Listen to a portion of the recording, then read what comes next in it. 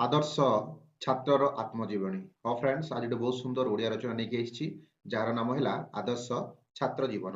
तो प्रथम जानिबा उपक्रम एवं उपक्रम जानिबा छात्र माने हेउछन्ति देश तथा जातिर मेरुदंड। जो देशर छात्र समाज श्रृंखलित सही देश तार उन्नति पथरे आगे चली। बेले बेले राजनैतिक व्यक्ति माने छात्र माननकु हाथ बारिशी करी निजर स्वार्थ साधन करिथांती। फल देशर प्रगति रे कुठारघात होइथाए। छात्र माने हेउछन्ति माटी पिंडुला सदृश्य कुंभार कंचा माटी पात्र गढ़िला भली प्रत्येक पितामाता तथा शिक्षक समाज पिलामानंकु आदर्श करी गढ़ी तोलिबार संकल्प नहीं थांती। छात्र जीवन में ज्ञान आहरण जीवनर मूल लक्ष्य थाए। छात्र जीवन में जो पिला निजकु आदर्श भाव में गठन कर चले भविष्य से समाज रे उत्तम मनीष होई बाहरे। एणु प्रत्येक छात्र उत्तम जीवन गठन करिवार अभिलाष रखिथांती।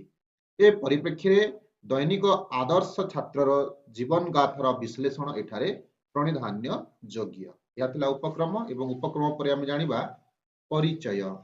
तो परिचय रे आम जानिबा मु जणे साधारण छात्र। मोर नाम चिरंजीव बाग। मोर बयस 11 वर्ष। कटक सहर बासेली साही रे मोर घर। मोर पितांक नाम अमूल्य दास जे कि जणे शिक्षक। माता रत्नकला जे कि जणे शिक्षयत्री। मु पुरी जिला स्कूल रे षष्ठ श्रेणीर छात्र।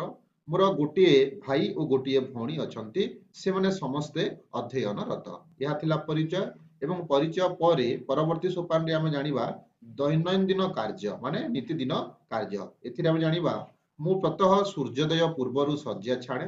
प्रथमे शଯ୍या उपरे बसी निम्नोक्त श्लोकटी पाठ करी प्रातः स्मरण करिथाए। यथा कराग्रे बसते लक्ष्मी कर मध्ये सरस्वती कर मूले तु गोविंद प्रभाते कर दर्शनम। यही श्लोकटी मु प्रतिदिन गाए। तापरे मु मोर आराध्य देवतांकु मनरे स्मरण करी पितामातांकु प्रणिपात पूर्वक निजर नित्य कर्म सारे। यथा समय जलखिया खाई पाठ पढ़ी बसे। विद्याध्यान मो जीवनर प्रधान व्रत। प्रथमे विद्यालय रे दिया जाइथिबा पाठ शेष करी अन्य पाठ अध्ययन करे। दैनंदिन कार्य मध्य गुरुजनक आशीर्वाद भिक्षा विद्याध्ययन ज्ञान आहरण ईश्वर ध्यान खबर कागज पठन माध्यम देशर खबर रखिबा मोर जीवनर परम लक्ष्य। अपर पक्षरे समयानुवर्तिता गुरु भक्ति संयम श्रृंखला बोध पितामाता भक्ति करिबा मो जीवनर प्रधान व्रत। दैनिक सकाळ 9टा मध्य पाठ पढ़ा शेष करी गाधेई खाई विद्यालय को पाठ पढ़ा को जाए। सेठारे प्रार्थना सभा योगदान करी शिक्षकों द्वारा प्रदत्त नीतिबाणी शुणे। क्लास रे शिक्षादान समय अन्यमनस्क हुए नाही। गुरुमा गुरुजी जहा पाठ पढ़ाती ताहा मन देई शुणे। बुझी न पारे शिक्षकों को पचारि बुझे।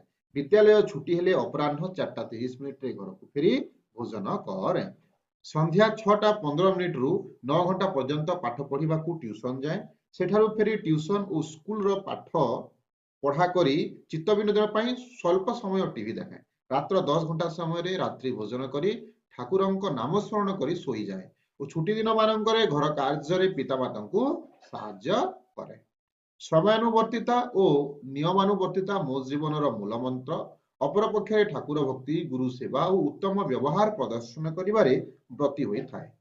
अवसर समय पितामाता पुराण और इतिहास रे वर्णित गुरुत्वपूर्ण कहानी मान शुणी जीवन गढ़ा संकल्प नहीं थाए। दरिद्र नारायण सेवा मो जीवनाभ्यासर अन्य एक दिग। विद्यालय रे अनुष्ठित विभिन्न प्रतियोगितामूलक कार्यक्रम रे जाई पुस्तक पठन अभ्यास रे परिणत होइथाए।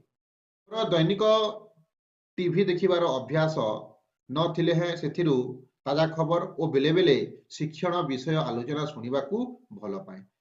बड़दिन छुट्टी ग्रीष्म छुट्टी और पूजा छुट्टी रे पितामाता सहित विभिन्न दर्शनीय स्थान बुलिबाकु जाए। गीत गाइबारे मोर आग्रह थिबारु रविवार दिन संगीत शिक्षा करिबाकु जाए। मोटामोटी भाव में मोर जीवनटी रुटीन बंधा अटे।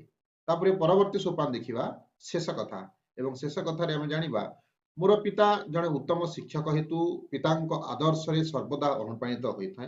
पितांक भली भविष्य जड़े आदर्श शिक्षक हेबार शपथ ग्रहण करिछि। शिक्षा क्षेत्र में संस्कार आनिबाकु चेष्टा करिवि।